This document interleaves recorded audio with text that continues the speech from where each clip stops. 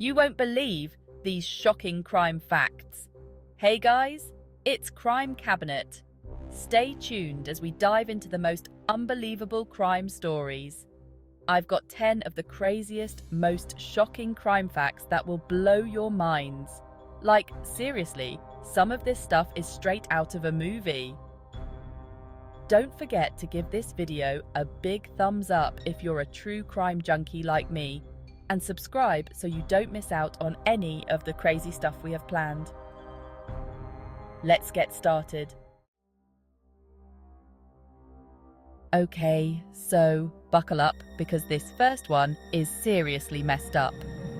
Fact number 1. Have you guys ever heard of Gilles de Rais? I know it sounds like a fancy cheese, but trust me, this story is anything but cheesy. It's dark and twisted. We're talking 15th century France, okay?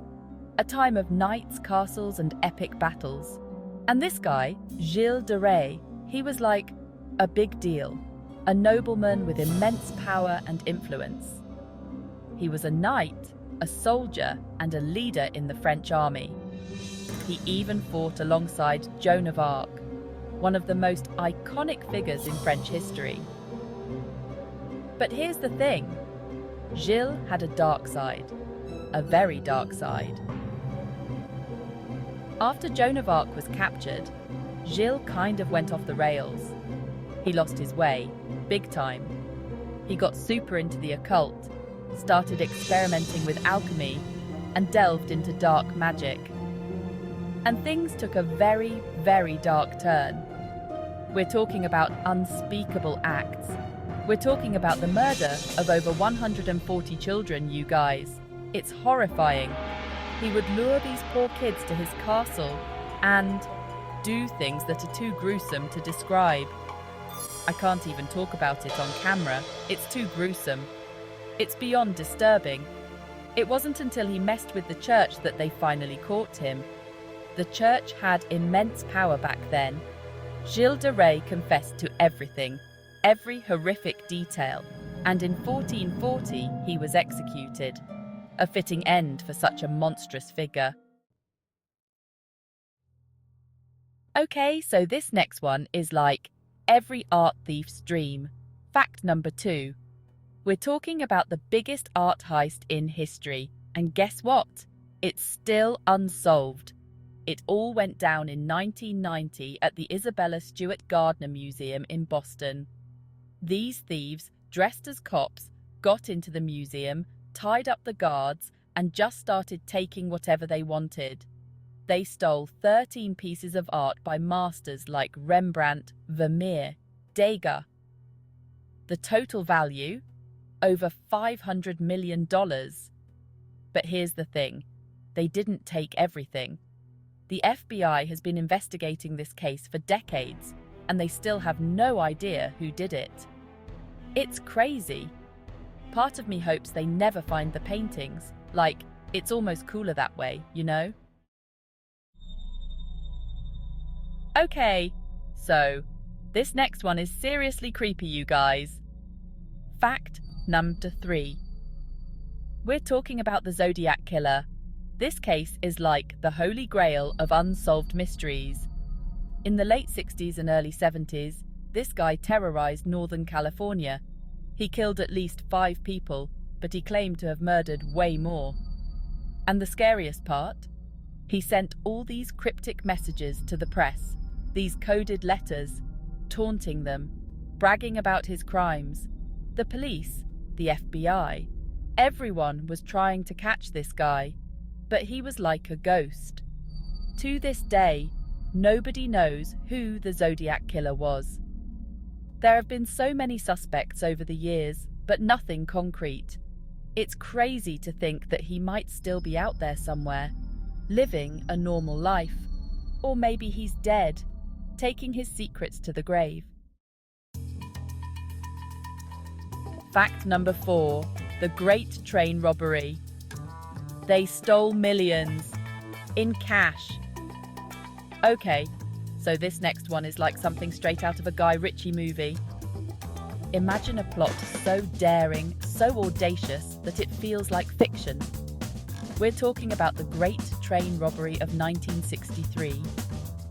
Picture this. England, 1963. A time when the Beatles were rising and the world was changing. A gang of 15 dudes, led by this mastermind named Bruce Reynolds, decided they were going to rob a Royal Mail train. These weren't just any ordinary criminals, they were meticulous planners. Not just any train though, this one was carrying a ton of cash, like millions of pounds. We're talking about a train loaded with money that was being transported across the country. Back then, that was an insane amount of money. It was enough to make anyone's head spin. On the night of the heist, they stopped the train, overpowered the crew, and made off with bags and bags of cash. It was a meticulously planned operation, executed with military precision. They got away with the equivalent of, like, $53 million today. Can you imagine? That's like winning the lottery and then some. It was a haul that would make anyone's jaw drop. The craziest part? They almost got away with it. For a while, it seemed like they had pulled off the perfect crime. They were living the high life, hiding out, spending their loot. But they made one crucial mistake. They played Monopoly using real money from the heist. This slip-up was their downfall. Most of the gang got caught and sent to prison, but a few of them managed to escape. Their story became legendary, a tale of audacity and folly. Fact number 5. Catch me if you can. The real-life con man. Okay, so you guys know I love a good con artist story, and this one is legendary. We're talking about Frank Abagnale Jr., the real-life catch me if you can guy. This dude was a master of disguise, a chameleon, a criminal genius. He made millions of dollars too. I mean, talk about living the dream, right? But here's the thing. Frank wasn't some heartless criminal. Eventually, though, his luck ran out. He got caught, spent some time in prison, but then get this. The FBI hired him. Fact No. 6. The Black Dahlia. Hollywood's darkest mystery. Okay, guys, this next one is seriously disturbing, so buckle up. We're talking about the Black Dahlia murder, one of Hollywood's oldest and most gruesome unsolved cases. In 1947, this aspiring actress named Elizabeth Short, she was found murdered in a vacant lot in Los Angeles. Her body was cut in half, drained of blood, and she had this horrific smile carved into her face. The press, being the press, they nicknamed her the Black Dahlia because she was known to wear black clothes. The case became a media sensation, with everyone speculating about who could have done such a horrific thing. Fact number 7. The Great Emu War, when Australia lost a war to birds. Okay, so this next one is a little different. It's not about serial killers or art heists, but it's definitely one of the weirdest crime stories I've ever heard. Get this. In 1932, Australia declared war on emus. Yes, you heard me right, emus. Those big flightless birds that look like they're constantly judging you. Apparently, after World War I, a bunch of former soldiers moved to Western Australia to become farmers. But there was a problem. Emus. Thousands of them. And these emus, they were hungry. They were eating all the crops, destroying the farmers' livelihoods. Fact number 8.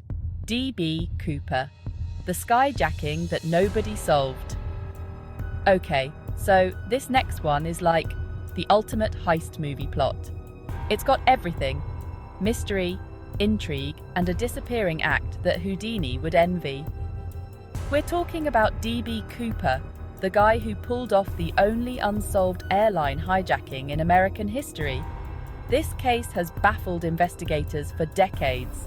Picture this. It's 1971. Thanksgiving Eve. Families are gathering, airports are bustling, and the holiday spirit is in the air. A man calling himself Dan Cooper, later misidentified as DB Cooper, boards a plane in Portland, Oregon. He looks like any other passenger, blending in seamlessly. He orders a drink, lights a cigarette, and then passes a note to the stewardess.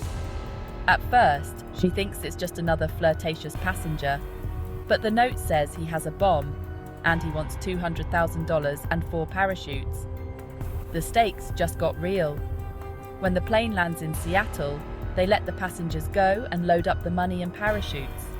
The authorities comply, hoping to avoid any casualties. Then, Cooper tells the pilots to fly to Mexico City.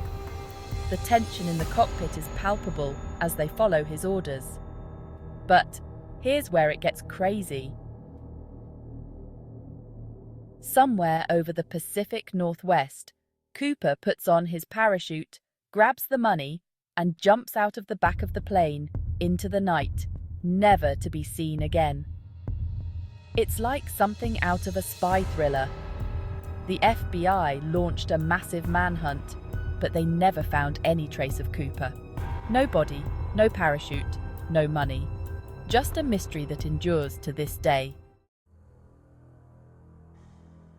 Fact number 9. The Long Island Serial Killer, a real-life horror movie. Okay guys, this next one is seriously creepy. We're talking about the Long Island Serial Killer, a case that has haunted New York for decades. Since the 1990s, the bodies of at least 10 people have been found along the desolate beaches of Long Island's South Shore. Most of the victims were women, many of them involved in sex work, and they were all found in various states of decomposition, wrapped in burlap sacks. The police believe that the killer, or killers, used the area as a dumping ground, taking advantage of the remote location and dense undergrowth. The case has baffled investigators for years. The lack of answers has only fueled speculation and fear in the area. Fact number 10. The St. Valentine's Day Massacre. Gangster warfare at its bloodiest.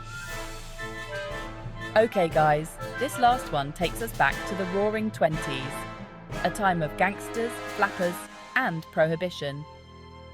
We're talking about the St. Valentine's Day Massacre, one of the most infamous events in American organized crime history. It all went down in Chicago, 1929. The city was in the grip of prohibition, and rival gangs were fighting for control of the illegal booze trade. The two main players were Al Capone, the notorious gangster who needs no introduction, and Bugs Moran, the leader of the North Side Gang. These guys hated each other, and their rivalry had already resulted in countless shootings and deaths. Then, on Valentine's Day 1929, Capone decided to end the feud once and for all. Oh my god, you guys, I am shook! These crime stories are seriously insane. It's crazy to think that this stuff actually happened. Like, the world is a wild and scary place. But that's why I love true crime so much. It's like a puzzle, trying to figure out what happened, who did it, and why. If you guys enjoyed this video and want to see more true crime content, make sure to give it a big thumbs up and let me know in the comments down below. Thanks for watching and stay safe.